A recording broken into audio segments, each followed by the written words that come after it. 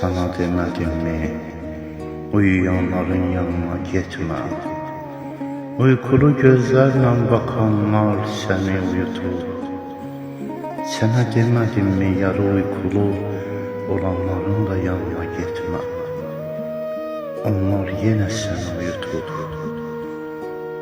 Onların örtüleri kalkmamış demedim mi? Demedim mi gidersinse delalette kalırsın? Demedim mi? Ben sana demedim mi gitme?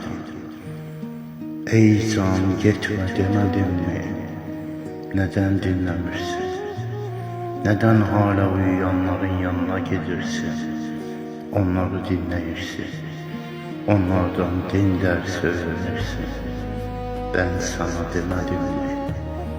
Demedim mi bu kapıdan başka kapıda gidersin, başka kapıya azarsın.